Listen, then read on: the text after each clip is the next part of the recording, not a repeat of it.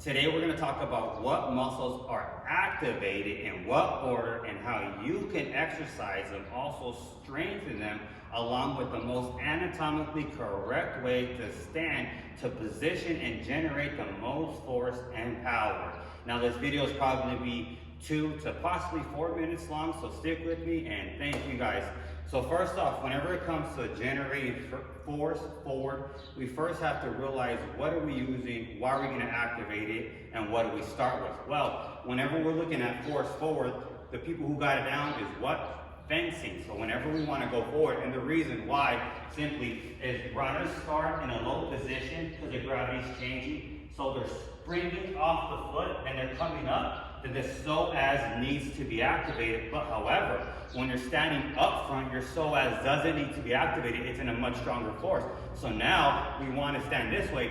And the reason why fencing and MMA should is because first, by simply standing in this position, it's most supportive because when I press the knee up, we're activating the fibula. The calf is already activated, the soleus is already activated, but by us pressing forward, we're now activating the TI, the glute, the minimus.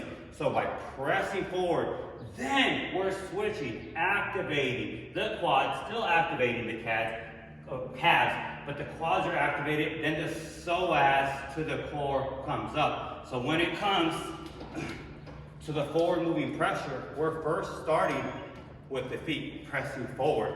But we got to remember, we want to train where something's putting resistance up top, because whenever we're fighting, we want to make sure the chain is connected, and when the hit lands, that's why a lot of times when you see people land these perfect hits, there's a link and their chain, and that's the only reason why people hit and it's effective, is once we're training with anything up here, we're now connecting the psoas. But back to it, so forward motion, pressing, we're activating the TI, the glute, then we're switching to the quads, the psoas, the abdominals. Then to this point, automatically, we want everything to be solid. We're going to be snapping off the triceps to go forward. As it moves forward, it's changing into the shoulders, the pectoral griddle, and then we have the shoulder griddle forward, pressing forward and back. So everything put together, we're pressing off the glutes, switching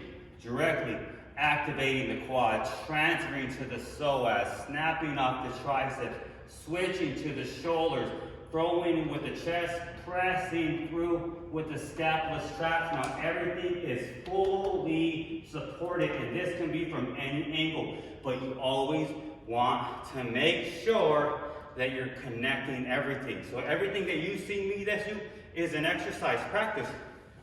First moving forward, good.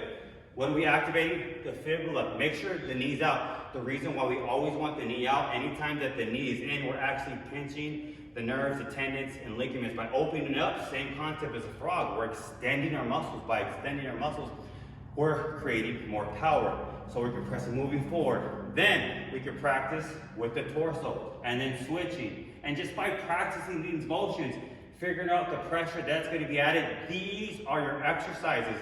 Bicep curls are going to get you better at bicep curls. Push-ups are going to get you better at push-ups. But if you can get your push-ups to where you're learning how to connect everything, then you're going to be truly dangerous, my friend, because you're practicing more. You're doing more reconsolidation programming, which I'll get into another video. So hopefully this video is helpful. If you guys have any questions, information, I'm here at your services. I truly appreciate all you guys, and thank you guys for rocking with me.